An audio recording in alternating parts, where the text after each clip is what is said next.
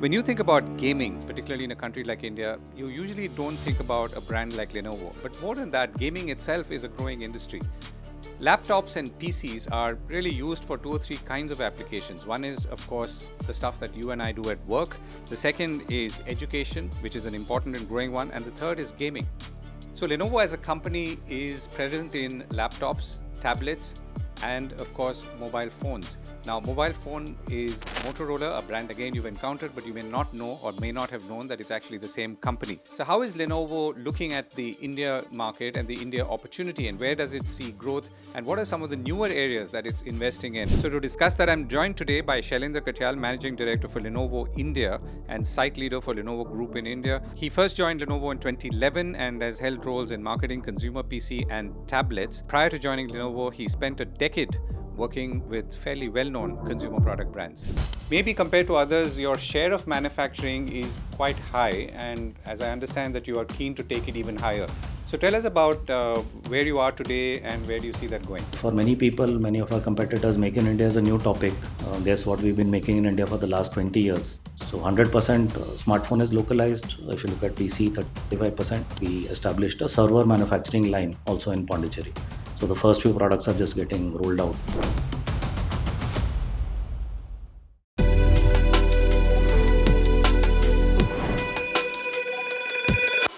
Shailendra, thank you so much for joining me on the Core Reports Weekend Edition.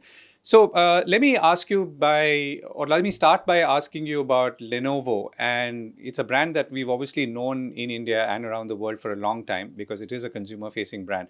But tell us about what is Lenovo today in India and how are you set up? What are the products that you make? And how are consumers typically encountering your products, or both at the consumer level as well as the enterprise level? So first of all, thanks Govind for inviting us for this podcast. And the timing of this couldn't have been better to your question on how we are present in the country. Coincidentally, we just turned 20 years as a global entity on March 2005 is when we got registered in the country. And we just celebrated that milestone. And it's been a very interesting journey to give you a sense of what we are today in the market. We operate as a group with three entities because we started as a PC company with the acquisition of the ThinkPad business from IBM in 2005. But along the way, we built other franchises. We bought over Motorola as a brand, which expanded our footprint into other screens like smartphones. We've launched a tablet business over time, and also around 2015-16, we expanded into the server and storage side of the business, again with an acquisition of the IBM x86 server portfolio. So yeah, it's been in a lot of ways, it's been a long journey, but if you look at our heritage, it's relatively short. We are a much younger technology company compared to our competitors in the market. And yeah, we pride ourselves now on the width of our solutions because we call it a pocket to cloud strategy, that you have Motorola in our pocket and we are able to support high performance computing through our server business as well. Right. And tell us about the market in general and where are you positioned in that? I mean, I know that you, for example, sell PCs even on your website. And I also noticed that you offer 4-hour deliveries, but I'll come to that later. So tell us about how you're positioned. Yeah, so it'll be a slightly longer answer, Govind, Please. given the Yeah. width of our portfolio. But let me start with the smallest form factor that we have. And first, starting with the demand side, obviously the Indian economy is doing well, and it's a digital first approach that the government has adopted, which is good for technology players like ourselves, right? Because a lot of tech penetration in India is still low, while internet adoption has been good and smartphone penetration is also increasing. There's still a lot of headroom for a lot of our technology to be adopted in the market. So the economy is positive, time is positive. If I look at smartphones, which is one of our larger businesses now, India is the second largest smartphone market in the world, and it has opportunity in terms of penetration, which is the feature phone to smartphone conversion, and also it's rapidly premiumizing, which is again good when we are able to bring better technology into consumers' hands. So that part is growing very well for us. We are now in the top 10. I think our rank hit about, we were in the top 7 in quarter 3, and we've done well in quarter 4. So again, hoping that we are climbing up the ranks. Our stated intention is to be in the top 3 in the next 3 to 4 year time frame. Coming to the core business, which is the PC and tablet side, we are a strong number 2. This is a part that we are more well known for. If you look at our ThinkPads, our Legion gaming devices, our yoga premium lifestyle franchise. So it's a spread out franchise. I think you couple of times hinted at the fact that we are consumer facing. Actually, a lot of our business is B2B, Yeah. and ThinkPad it has diehard fans in all the enterprise space. Once people get used to a ThinkPad, given the reliability and the fact that we kept modernizing that franchise, we are one of the market leaders in the B2B space as well. So yeah, top seven in smartphones, number two in PCs and tablets, and equally strong, I would say, on B2B and B2C.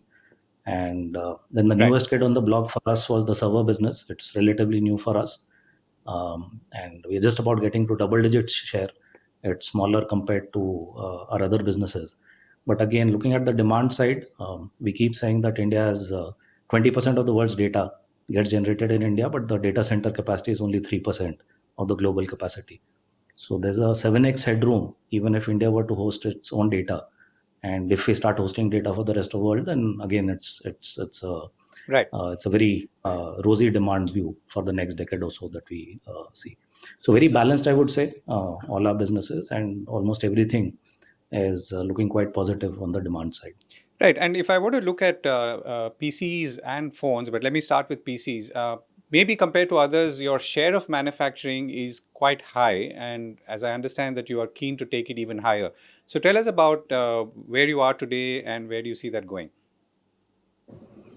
Yeah, great question, Govind. And for many people, many of our competitors, Make in India is a new topic.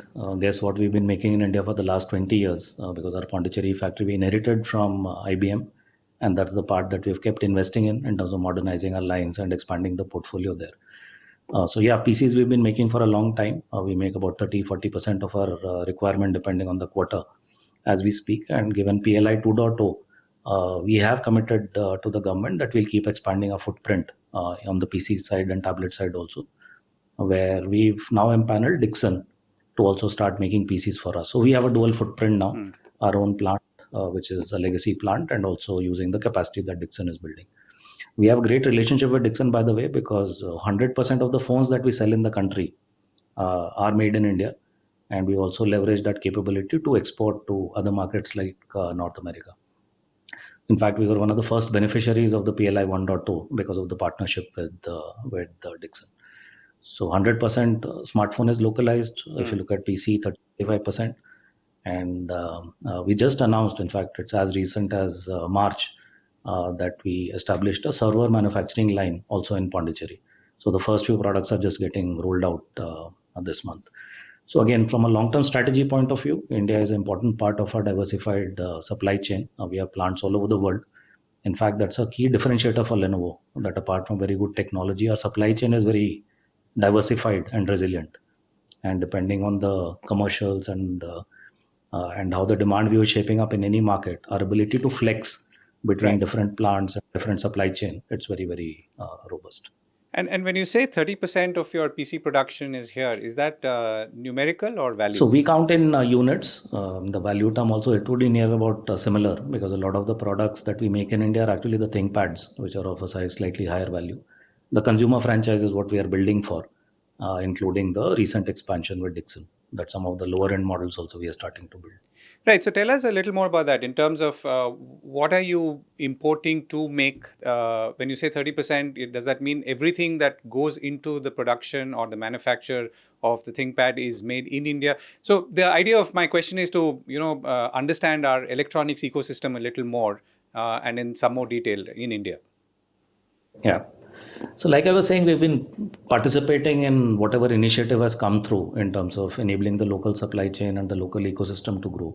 So, first on the smartphone side, 100% local, and we've reached more than 50% local value adds. A lot of the components, because the ecosystem has grown Yeah. much faster on that side. So, the local value add is also significant there. On PCs, also on some models, there was a program from the government where we participated, which was called PMA, Preferential Market Access. And on select models, we got to more than 50% local value add there as well. But look, it's a journey, Yeah. right? The component ecosystem has to move, and you're aware that the government has also recently rolled out a PLI 3.0, which is now to move up the value chain, including local sourcing of components. And we are actively participating in all those topics, whether it was PLI 1.0, 2.0, And with 3.0, we can't obviously participate directly. We are not a component supplier, but we are talking to our supply chain vendors on how fast they are able to localize on the component side. So, if I were to take a classic or a popular Lenovo product in India today, what part of it would be manufactured in India? Like, for example, could it be a lens, a camera lens? Could it be the screen, and so on and so forth? And what part is still, let's say, not being manufactured? It's a slightly a complex one to answer given the width of our portfolio. Now, the answer for a smartphone will be different for a smartphone for a different model of PC. At any given point of time, there are almost 200 odd PC models also that we have in the market. But at a broad level, I think displays are just about coming in. On the phone side, display local sourcing is okay now, and on the PC side, we also people are putting up fabrication plants here. But if you look at the components which go into a PC, some of those are chips, right, which we get from AMD, Intel, Qualcomm, or the OS, which is Microsoft. So a large part of the value of the product is not in the chassis or in the camera module like you called out or in the keyboard, etc. A large part of the value is actually in the OS and the chips. And India is getting there. I think some people have committed to getting into the fab space in India, but it's a long haul. It does take time to build capability there. But encouraging to see all the steps that the government has taken, and at least we have a foot in the door. And obviously now we'll have to start ramping on those topics. I think PLI 3.0 is a great step where the local value add will increase, and we do expect batteries, displays, camera modules to start getting localized Right. because that's a commitment even in the PLI 2.0 for you to earn the whole incentive. There's a 6-year plan to localize one step at a time over the next 5 years. So you said you were amongst the early companies to start manufacturing here, also the plant that you've inherited. When you look around the manufacturing ecosystem today, which includes, let's say, the Foxcons and the Vistrons and Pegatrons and Tatas, all of that, how have things changed in a very broad sense? And then maybe there are some specific illustrations you can share. Yeah, so our own view like has been quite diversified in the sense of some part captive and some part local, leveraging the local EMS ecosystem as it grows. And we do see that as I think India has the good fortune of having a local captive demand, so it's not necessarily reliant on exports. And with the local captive demand itself, we see both local EMSs like Dixon emerging in a strong way. Tata Electronics is also putting up a fair bit of capacity going up to the silicon level. And we do see global interest as well.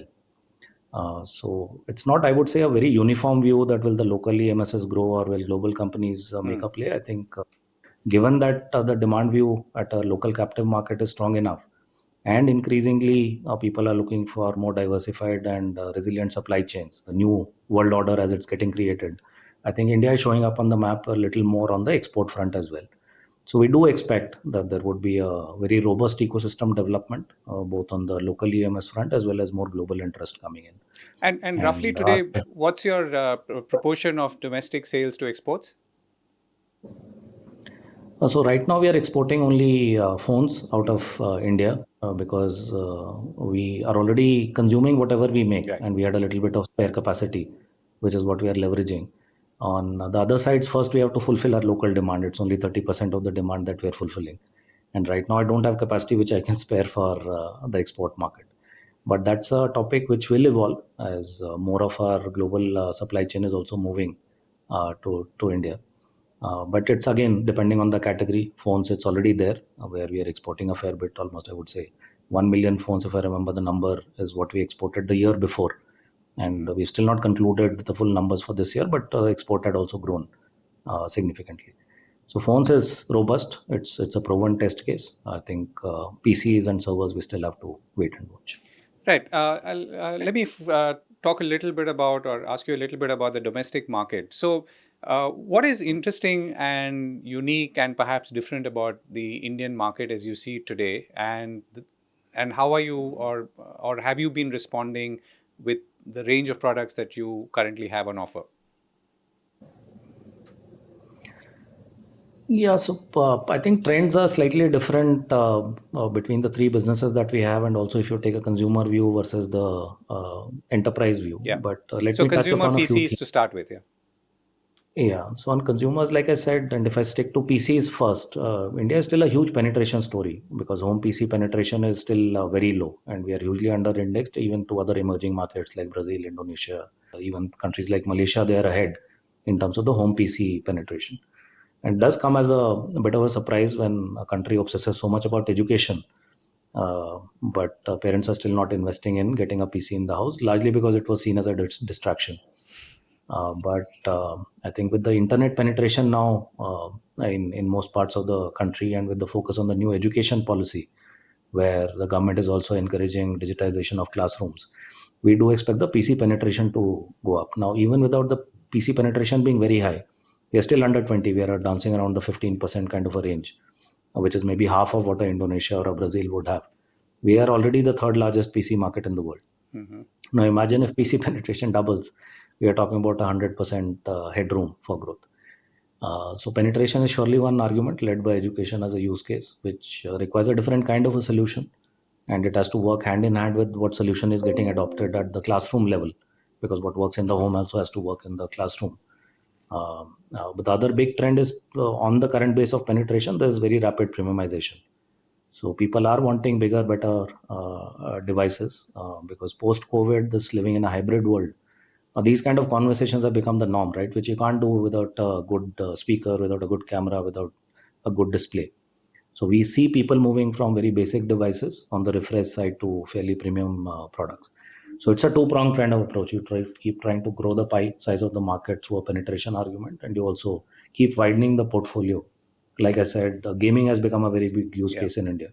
That's the part which is really on fire, and those devices don't come cheap. They're $1,000, $1,500 kind of price point, but that's growing at a very rapid clip. And is that a newer addition to your portfolio in India, gaming? Uh, Not very recent. I think we launched our gaming portfolio, Legion as a brand, which is one of the most recognized brands now in gaming, in 2018, 19. Yeah, so it's been a 4 to 5 year journey. We did not have these sub brands or these franchises earlier, but it's got built over the last 4 to 5 years, and we have almost one fourth of the market now on gaming with Legion and Lock, which is the more the budget gaming brand. But TAM is growing, and we are also growing share, almost a market leader now in that space. So, in terms of units and value, what are your top brands within the PC space today? So great question. I don't think we've done it by because the way we look at life is more like a end customer segment. So there's a consumer segment, there's a small and medium Hmm. business segment, enterprise segment, global accounts. That's how we are Sure. structured.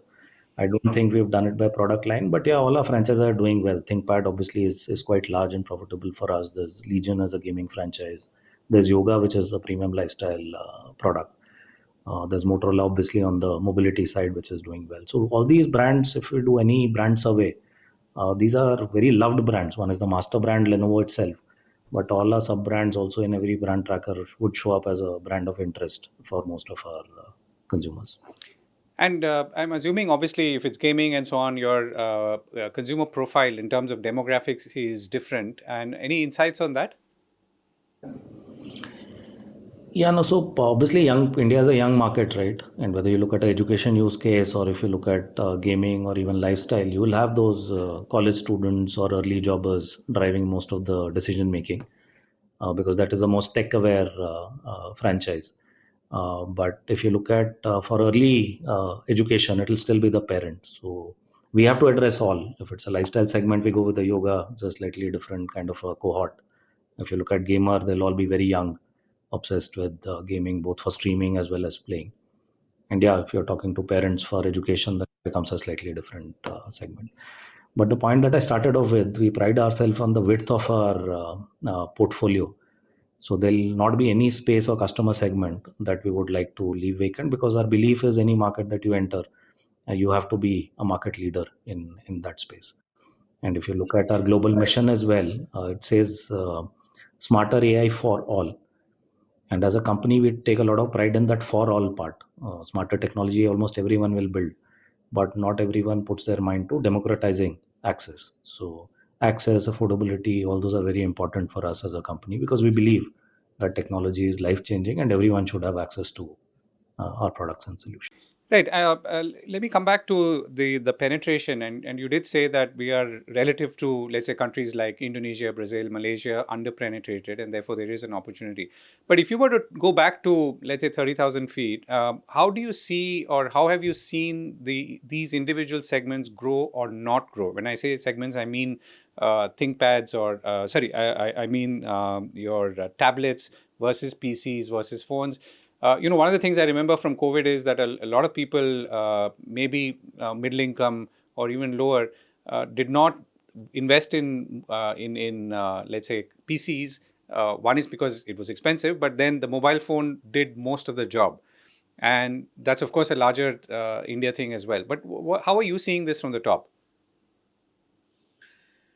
Yeah, so if I look at the overall economy, right, if you look at people using technology, the top companies obviously will have 100% penetration, right? Now, even if I look at SMB adoption, given that people got used to UPI payments and Hmm. some kind of POS solution, I think digitization in the SME segment has also been quite rapid. There's still a lot of headroom there, but if you visualize now a Kirana store trying to compete with quick commerce, they cannot do it without some amount of digitization. So again, there's headroom on SMB adoption, but that part really has grown, and a lot of the startup world is actually part of the SMB segment now, and those guys are digital natives. They are Hmm. digital first in terms of their thought process. So they are driving up demand in the SMB segment per se.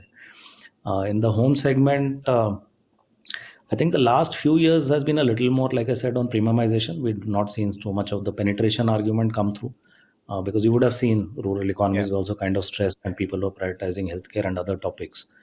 But we do expect that with the new education policy and most of our dialogue as an ecosystem, including with government stakeholders, is that if India has to take a lead in AI applications, and increasingly that's becoming our visible I would say, seat at the table, right? That only India has the engineering talent and the demographic dividend to feed this demand for AI talent. Hmm. If you look at software development, India maybe supplies 5% of the demand. And for AI, it's being spoken of that it has to be 3x, 4x of that because there's no other talent pool available ready for it. Now, how do you start teaching these kids AI? It cannot be at the high school level. It has to start really early, which is what some countries have started doing. And for that, obviously, a phone is not enough. To your point of people using phones for Hmm. learning, so Hmm. yes, it's a learning device. It's one-way consumption. But for things like problem solving, for creation, for productivity, for coding skills, you need a PC. So I do see that the penetration argument is becoming stronger, especially given the push towards more AI talent being required from the country. And I do see a lot of conversation in the government ecosystem also on that topic. Interesting. So you're saying that while the mobile, I mean, there are more than 700 million plus smartphones, and that will remain high, that proportion to population. You're saying that PCs will continue to grow as these needs, or people feel this, people see the need for, let's say, more active computing or computing per se, including in the context of software. And if you see most of the announcements that were made in the recent budget, also, right, in terms of the Atal mission, in terms of setting up all those robotic labs, there is recognition that exposure to computing and robotics and AI at an early age is now paramount for the economy to have another leg at growth Hmm. within the tech.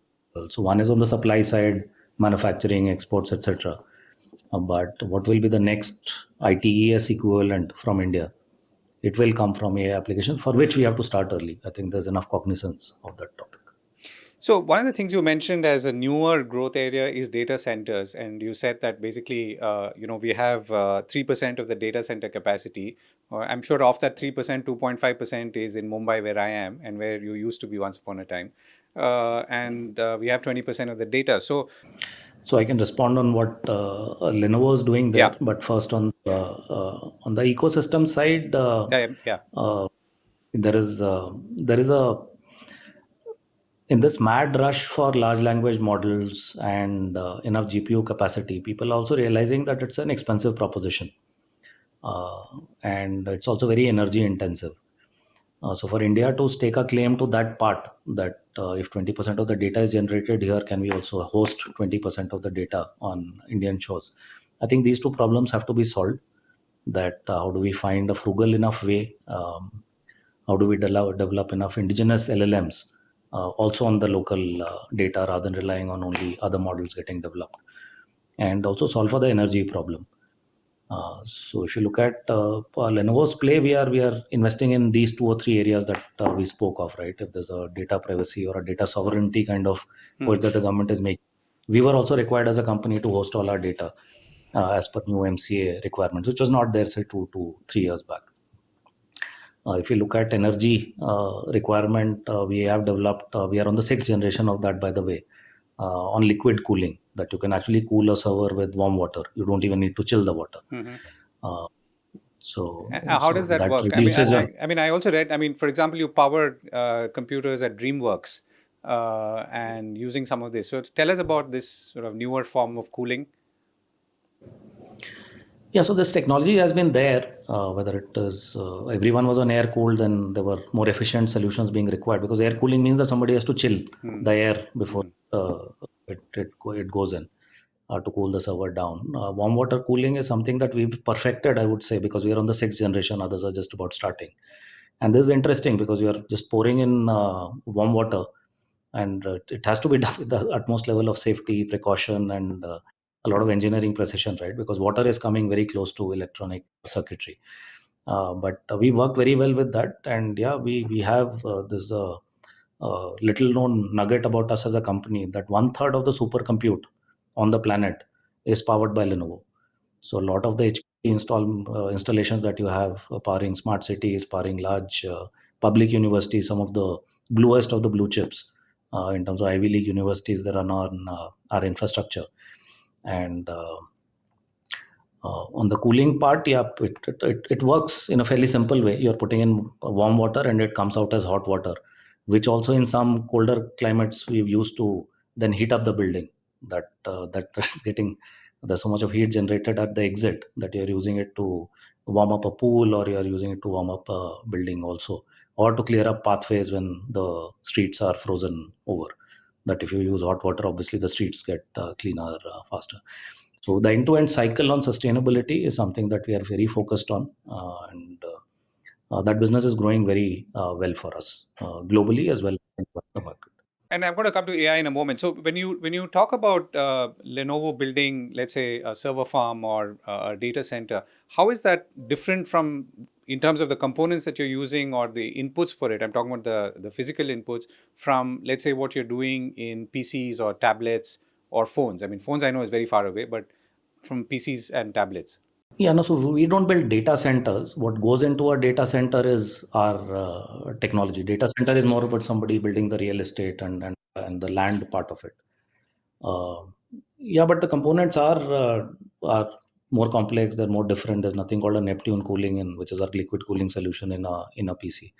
But there are obviously some overlaps on engineering. That if I have a ThinkPad and a Think system, which is Think system would be the server side and ThinkPad will be the laptop side. There are some technologies which are common, and yeah, there are teams which work uh, collaboratively at R&D level. Some part of our supply chain at a back end also is because the same chip supplier will be there. We'll take Intel chips for our PCs, also take Intel for our servers. So there is back end integration that we do both on supply chain and components between PCs and servers. But it is very distinct. It's almost as distinct as phones, if I were to stretch that parallel.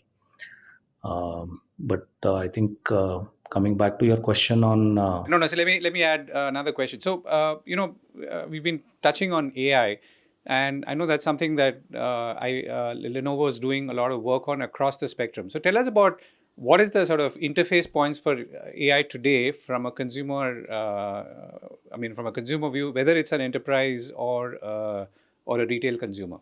Yeah, so obviously AI is the buzzword now, but I keep telling people that AI is not a new topic, right? The term got coined in some university publication in the 1950s. That's how old the term is, and it's been a human, I would say, moonshot dream to make machines as sentient and intelligent as ourselves. So it took about, I would say, 4 or 5 decades for the technology to move out of universities to some adoption. But if I look at AI, ML, IoT, big data analytics, these have also been around from the early 2000s. But the pace of adoption was slow. I think what was magical in 2022 was generative AI. That finally we were able to train models to become a lot more better at forecasting and predictive work, become more generative at a level. So what has enabled that to happen is obviously the computing power. That there was a limitation on how many trillion operations can you run in a second. But with GPU technology evolving, and then on the PC side, NPU, GPU, CPU coming together to collaborate, I think the hardware technology is now enabled for a lot more processing at much faster pace. So that's the change, and the way we see it evolving is that the AI is such a fundamental technology, generative AI. It is like the birth of the internet. It's very seminal. That it will touch every part of your life. I think it started with the infrastructure side, that large language model, large GPU capacity. But from there on, it very quickly moved to a different argument that all your data cannot be in the cloud, but you will still need some AI solution. So from there, it moved to, can you have AI within your data on your device as a personal AI model? And there's something in between, which is the enterprise AI model, that some enterprise applications can run on the cloud, but a lot of your enterprise data, again, you would not want to run. There are enough things about board meetings getting summarized on a public platform, and meeting minutes getting circulated. So sensitive data has also flown into the cloud because people are not very. So this thing about responsible, ethical, secure AI is the way we see it. And our stated thing is it will be hybrid AI. We call it hybrid AI because it will be personal, it will be private, and it will be public. All three models will develop at the same time. And from there on, in the last 1 year, if you would have seen, the entire topic has moved beyond hardware. So it was GPU, then moving into devices. But then what is the AI application? We're talking about agentic world. And if there are multiple of these agents or assistants or bots helping you become more productive, either in your personal life or in your company, then there's already talk about having some super agents to help you govern all of this more like a AI service. So we're invested heavily across. When we see, we have GPUs, we have AI on our devices, and we've also developed AI agents of our own. There's something called Moto AI, coincidentally developed out of our Bangalore facility, which keeps your data secure on your phone, but it gives you more intelligent recommendations. And we have a application called AI Now, which is for our PCs. So devices, our hardware is there, applications on top of there. We are doing AI as a service. We've created a consultative practice called AI Fast Start, because a lot of companies are struggling on what to do with AI. It sounds like a buzzword, but is it just a hype or is there a real application? So we've created a 90-day program where we have an advisory team which works with companies to develop AI use cases, which the CIO can then take and convince his or her board to make it into a sustainable project. So very excited with what uh, smarter AI or hybrid AI holds for the future. But a lot of this has to be discovered. It's like I said, the birth of the internet. Google, Amazon, Facebook happened much later Yeah. from the first email. We will see a lot of super apps come through in the next decade or so. So, if I can ask you a question which sort of goes back, or rather takes a step back from exactly what you said. So, Lenovo again is a, or perceptionally is a hardware company present in these four categories that we've talked about. When strategically, when you're applying AI, or as you're applying AI, what's the approach here? In terms of how it's flowing into either devices or interactions or services that you offer. Yeah, so if I wind back even 4 or 5 years before this Gen AI boom happened, we were trying to transform ourselves into a solutions company, right? And we had seen this Uberization of everything, Yeah. right? That everything moves to a subscription model. Some part of the data center businesses also moved to, that was the first port of the cloud environment, right? So in any case, we were building on that premise that a lot of our thing, which was about hardware capex transaction, can we move it to as a service kind of a model. And then on top of that, you're able to build a lot of other things, right? For example, for your company, if we give you 100 devices as a capex versus giving it as a service over the lifetime of the asset, then we manage it for you. We manage the security. We take care of the disposal, which is also becoming a net zero topic, right? Asset recovery. Services is a big one. So we were well on that path of selling everything that we have as a service, moving beyond just the hardware transaction piece. And on top of that, now we have AI, which is a beautiful glue because it will bind everything together in a hybrid AI world. It can't be that your enterprise data and your data in the cloud and your personal data, at some stage, they have to talk to each other. But you should have the right to govern which one will talk to which part. So something will have to be at the governance layer, Hmm. which is where I think as a player we are very well positioned. In fact, all the pieces of the puzzle, all our acquisitions, our transformation that we were doing, it seemed like we were preparing for this moment where this glue of hybrid AI will hold everything quite well together. And you have a large presence in India. I mean, you have 14,000 plus people, and you also have an R&D lab. So, what's the kind of work that's going on in that R&D lab right now? Yeah, so 14,000 is the direct plus indirect employment Hmm. that we offer because we also have the flex force, people in manufacturing. Our on roll headcount will be around 2,000, but that also it has grown 4x in the Hmm. last few years. We were 500 employee strength. So we are growing quite well. And because India talent is on the map, I think we've invested a lot in setting up a lot of COEs out of our Bangalore office, which is what you hear as we don't call it internally a GCC, but the industry term is GCC. Hmm. So we have our analytics team, have our AI COE, we have our CX team. So a lot of those development COEs are out of Bangalore. And the newest ones that we did over the last 24 odd months, apart from the manufacturing investments, have been the state of the art lab for server design. Hmm. It's a beautiful 150 seater, came up in record time in our Bangalore office. And this now supplements what we already had on Motorola. We had 400 engineers working on Android phones. And now we have people on the technical side who are helping develop the latest server technology. Apart from that, for advanced service delivery, we've created our operation center. It's a knock and a sock. Again, we've set that up in our Bangalore facility. So it's a good 150 seater where we are able to offer services like cyber resiliency, network threat detection to our customers. So end to end, if you say now, I say that from design to delivery, we are occupying all parts of the spectrum as a technology company in India. And I think it positions us quite well, both for the local demand as well as when we say India for the world. It's not just for export, it is also for services, it is also for other things that we can contribute to our global ecosystem. Right, and let me come back to the consumer side of things. And we touched, I just sort of referred to it in the beginning. You offer 4-hour deliveries. So, I mean, do people opt for it? Why did you start that and not want to do it through someone else? And how has that been working? Yeah, no, glad that you've noticed it. In fact, this 4 hour we were promising much before quick commerce started taking shape in the country. It's been a 3 to 4 year old story for us. So look, we've been pleasantly surprised that, and it was maybe a moment of serendipity when we said we have 550 of our exclusive stores. These are all Lenovo exclusive stores. It's not a company run model, it's a franchise run Yeah, model, but yeah. the governance, infrastructure, everything is ours. And we had developed Lenovo.com. It was just about putting the two together, saying that can we really operate in an omni-channel environment. But yeah, we invested millions of dollars in the technology where we have inventory visibility at each of those stores, which is very important. You can't then promise delivery and have a stock out. So Hmm. the data has to be real time Real on time. pricing and product. So we managed to do that, and yeah, there's a lot of adoption. You would be amazed at how many people want to buy a 2 lakh rupee product and want it in the next few hours delivered to them. And given Bangalore traffic, I can vouch for it. It's not a pleasant experience driving 3 hours to get a piece of technology. But good adoption there, and also interestingly, we offer true CTO. True CTO means that you can customize, you can build your own box, Hmm. and especially geeks who Hmm. want good technology, workstations, gaming.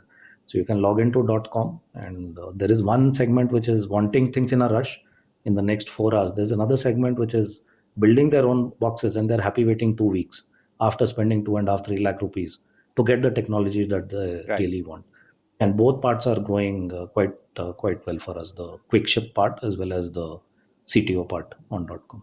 And between, let's say, you doing your own delivery via your franchisees and, let's say, via all of that selling through Chroma or Reliance Digital, I mean, how does it compare? Yeah, no, so we follow the customer, right? Hmm. So Products will be available in all the names that you spoke of, whether it's a e-tailer or a Raj retailer. We sell through mom and pop stores, the traditional channel also. We Yeah. reach almost 10,000 of those tier 3 resellers as well. And we have this exclusive format, which is omni-channel format between Lenovo exclusive stores and Lenovo.com. I get about 20-25% of my revenues from the exclusive format. All the rest is in multi-brand channels. So can you break that up a little further? So when you say 25% is from your own franchisees. Yeah, so if I break up the online offline part, right, because that's obviously of interest to Yeah. many people. In our category, if you look at phones, almost 60% is now online. Yeah. And we are over indexed there because Motorola has followed e-tail first kind of model. Our offline presence is still smaller. We are over indexed on that 60%, which is the industry kind of norm. Tablets are about 50%. If I look at PCs, then the e-tailers contribute about 30%, 35% to the category. And we are reasonably indexed there. We are not over indexed. So there our offline online balance, including our own exclusive stores, is far more, I would say, spread out in terms of contribution. So you 30-35% will be retail. There'll be about 15 to 20% with the large format retailers, or what it is called quote unquote modern trade, and the rest will be the traditional stores or the exclusive stores that you have. And the institutional buying you're not including in this, right? Yeah, institutional buying is all it's one-to-one conversations with companies, either directly as Lenovo or through our value resellers, the value-added resellers that we have.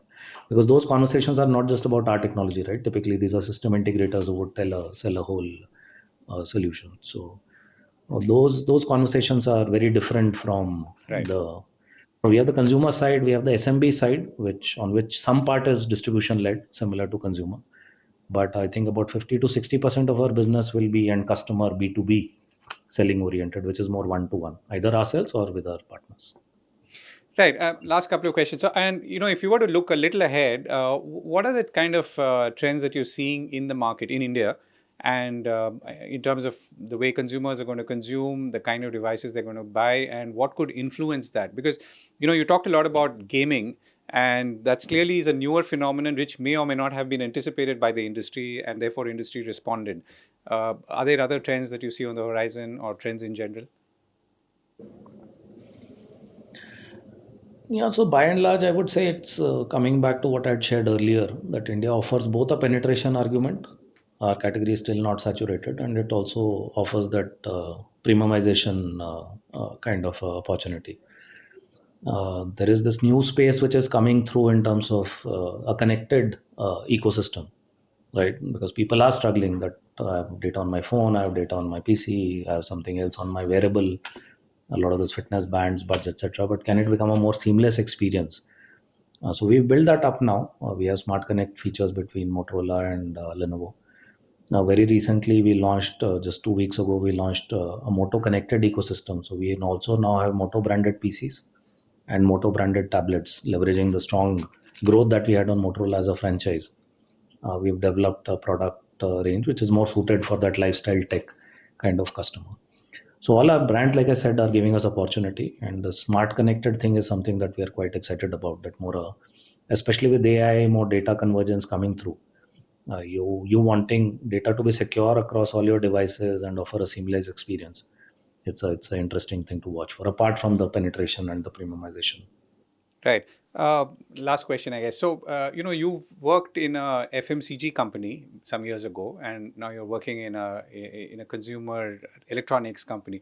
What are the things that you see similar, if so, amongst Indian consumers, and maybe the lessons that you've learned that you're able to apply even today, and maybe what are the dissimilarities?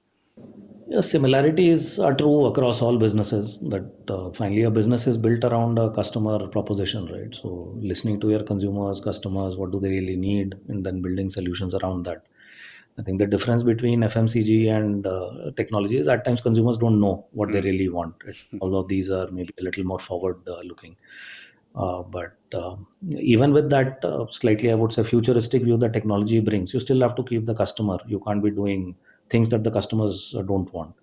If you talk to typical technologies, they'll get very excited about something which may or may not be marketable. So some of the things are universal in terms of being customer centric at the heart of the company. and then having the most efficient supply chain, that the products have to be affordable, they have to be easily accessible. So these I would say Right. are similarities, whether it is FMCG, FMCD, electronics, any category that you take. In terms of differences, obviously there's a long-term relationship that you get into in devices and technology. In FMCG, there's very high loyalty, but you don't know the customer. Here we know the customer.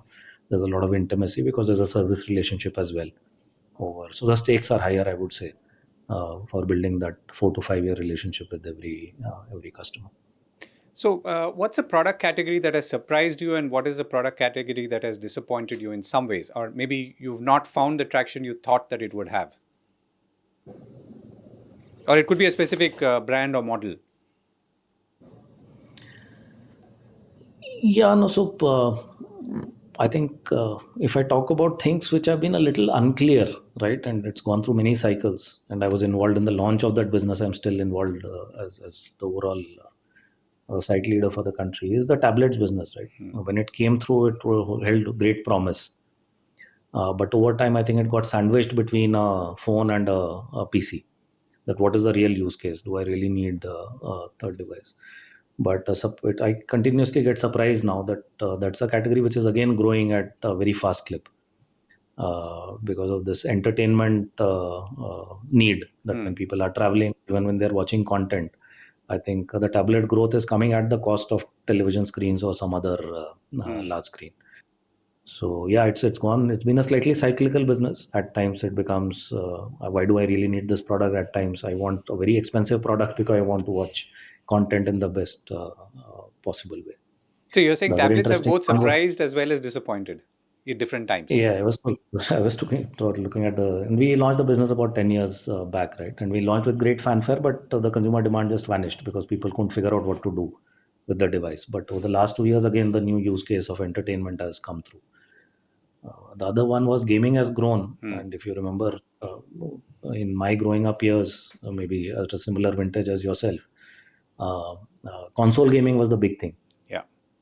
Now console gaming is practically dead, and it's more PC gaming. But in between, there was this thing about console gaming coming back, and we had launched a Legion Go kind of a product. Again, best in class product. You can tag it to a big screen and have a much bigger experience rather than even a 17-inch screen. Showed great promise in all the testing, but again, the market has not taken off. So you tend to get surprised one way or the other. At times, you feel the demand will be great, and you come up short. At times, you are pleasantly surprised by unmet need which customers are displaying. Shailendra, it was a pleasure talking to you. Thank you so much for joining me today.